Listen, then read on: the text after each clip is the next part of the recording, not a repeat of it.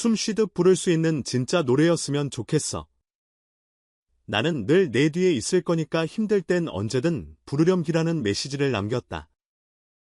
그 말 한마디가 빈에서의 부담을 눈물로 녹였고 결국 이 노래는 형의 선물에서 나의 진심으로 탈바꿈했다. 녹음 마지막 날 새벽, 스튜디오의 저장 버튼을 누르던 순간을 엔지니어가 이렇게 회상했다. 둘이 헤드폰을 벗고 아무 말 없이 마주 봤어요.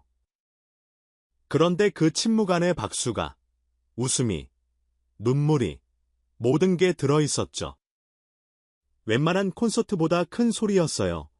그 기록은 WAV 파일이 아니라 공기의 떨림으로 스튜디오 벽에 새겨졌고 그 떨림이 그대로 음원 속에 보존됐다는 것이 관계자들의 공통된 증언이다.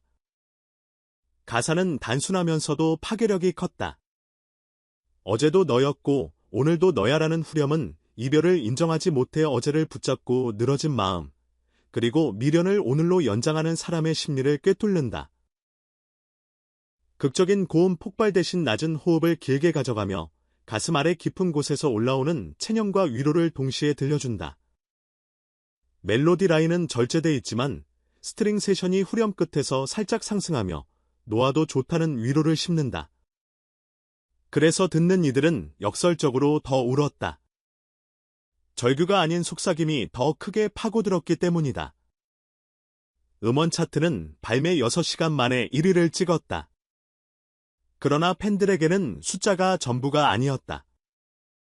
그들은 SNS에 예지호 챌린지를 개설했다. 참여 방식은 간단하다. 노래를 들으며 자신에게 가장 힘이 되었던 개인 기록을 30초 영상으로 남기고 마지막 장면에 어제도 너였고 오늘도 나를 안아줘서 고마워라는 문구를 덧붙이는 것. 눈에 띄게 화려한 고백일 필요도 없었다. 가게 문을 닫고 돌아오는 길에 찍은 뒤돌아보는 셀카, 유학지 기숙사에서 새벽에 녹아내린 화장기 없는 얼굴, 병원 침대에서 링거 맞으며 남긴 미소가 줄을 이었다. 해시태그 상단에는 청각장애를 가진 12세 팬이 수어로 가사를 표현한 영상이 올라와 24시간 동안 480만 뷰를 기록했고 해외 뉴스까지 이 챌린지를 소개했다. 업계도 요동쳤다. 스트리밍 24시간 성적만 보면 대형 기획사 신인 보이그룹이 3개월간 쌓은 수치를 단숨에 넘어섰고 실시간 음원 사이트는 서버 증설 공지를 띄웠다. 음반 유통사 관계자는 최근 발라드 시장이 침체라는 분석이 많았는데 이 곡이 한 방으로 반박 논문을 써버렸다며 혀를 내둘렀다. 특히 도시별 스트리밍 비율에서 동남아 지역이 22%를 차지한 것이 관심을 끌었다. 한국어 노래가 영어 자막 없이 이 정도 반응을 얻은 건 드문 일이다. 음악평론가는 가장 개인적인 노래가 가장 세계적인 노래가 된 사례라 평가했다. 빈에서 본인은 라이브 방송에서 머리로 만든 곡이 아니라 가슴으로 받은 곡이라며 차분히 소회를 털어놨다. 사실 녹음 초반엔 부담이 컸어요. 영탁 형이 워낙 큰 히트곡을 많이 쓴 분이라 이번에도 대박을 내야 하나라는 압박이 있었거든요. 그런데 어느 날 형이 내가 울어도 괜찮아.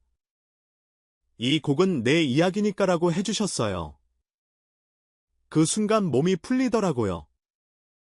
그래서 지금 이 노래는 제 꿈에서 나온 목소리라고 생각해요. 팬들은 그 말을 곧장 밈으로 만들었다. 꿈 목소리 챌린지가 탄생했고 잠든 가족에게 속삭이듯 노래를 부르는 짧은 영상들이 주말 내내 타임라인을 점령했다. 곡이 공개된 지 48시간이 지나자 방송국들은 앞다투어 섭외 경쟁에 들어갔다. 음악방송 PD는 가요계를 넘어 힐링 예능 포맷까지 생각 중이라 귀띔했다. 한 라디오 DJ는 이 곡은 밤 11시 이후 전파를 타야 한다며 특별 야간 방송을 예고했다. 실제로 심야 라디오 청취율이 3%피 상승하는 현상이 포착되었고 광고주 문의가 폭주해 편성표가 새로 짜였다. 문화심리학자는 사람들은 하루를 정리할 단어를 찾고 있었다. 그 단어를 대신 불러준 것이 음악이라 분석했다. 무대 연출 역시 궁금증을 자아냈다. 컴백 무대는 빽빽한 LED 대신 최소한의 조명만으로 계획됐다. 무대 중앙에 비어있는 의자 하나, 그리고 실시간으로 변하는 홀로그램 기억의 조각들이 떠오른다. 이는 팬들이 SNS에 올린 개인 사연을 AI가 키워드로 추출해 별빛처럼 띄우는 장치다. 첫 방송날 스태프가 미리 확인한 키워드 중 하나가 처음으로 스스로를 칭찬한 밤이었다고 한다. 그 문장이 무대 위에 뜨는 순간 어떤 시청자는 눈물 버튼을 누른 것처럼 울음을 터뜨렸다. 영탁은 뒤에서 조용히 모니터를 지켜봤다. 인터뷰 요청이 쏟아졌지만 그는 오늘 주인공은 예설하며 뒤로 물러섰다. 다만 팬들이 모르는 비밀이 하나 있다. 녹음이 끝난 날, 영탁은 빈예서에게 낡은 수첩 한 권을 건넸다. 거기에는 내가 부를 새로운 노래의 씨앗들이라는 문구와 함께 7개의 미완성 코드 진행이 적혀 있었다. 형, 이게 뭐예요? 다음은 너야. 그 말은 멘토링을 넘어 바통 터치였다. 팬들 사이에서는 벌써 빈에서 자작곡 데뷔가 머지않았다는 기대가 번지고 있다. 어제도 너였고 오늘도 너야는 단순히 발라드 카테고리에 놓일 노래가 아니다. 슬픔을 곱씹게 하는 멜로디 위에 자기 치유를 덧씌우는 정서적 큐레이션이자 팬들의 경험을 실시간으로 흡수해 확장되는 감정 플랫폼이다. 공개 직후 정신건강 전문가들이 이 곡을 들은 뒤 마음 상태가 진정됐다는 피드백이 많다며 음원회사를 통해 협업 세미나를 제안했다는 후문도 있다. 노래 한 곡이 상담실 문턱을 낮추는 시대, 음악은 더 이상 배경음이 아니라 사회적 서비스가 된다. 해외 언론도 움직였다. 일본 나이키는 K-발라드 특집을 긴급 편성했고 미국 빌보드는 K-팝 이후 K-발라드 붐을 이끄는 첫 번째 얼굴이라 소개했다. 특히 베트남 벤익스프레스는 듣는 순간 잃어버린 기억을 다시 꺼내보게 된다는 평을 내놓았다.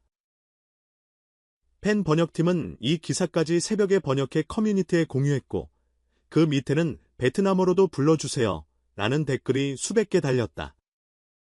해외 공연 가능성이 점점 구체화되고 있는 기류다. 숫자와 기록이 아무리 화려해도 빈에서는 다시 겸손으로 돌아왔다. 올해 목표는 잘 쉬기예요. 노래할 때 숨을 들이마시는 순간처럼 삶에서도 숨고르기가 필요하더라고요. 그러고는 무대 밖에서 가장 하고 싶은 일로 팬들과 아무것도 하지 않는 팬미팅을 꼽았다. 그냥 함께 산책하고 같이 멍 때리는 시간을 가져보고 싶어요. 팬들은 즉시 멍때림 페스티벌이라는 가상의 이벤트 포스터를 제작해 SNS에 퍼뜨렸다.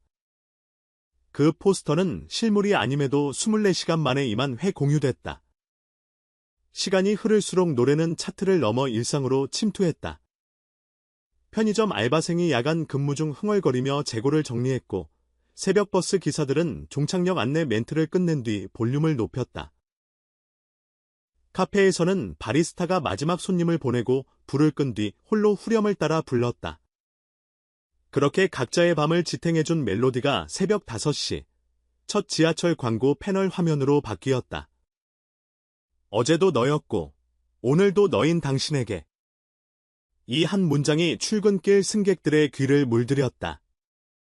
지금도 SNS 어딘가에서는 어제도 너였고 오늘도 너야 재생 버튼이 눌리는 소리가 들린다.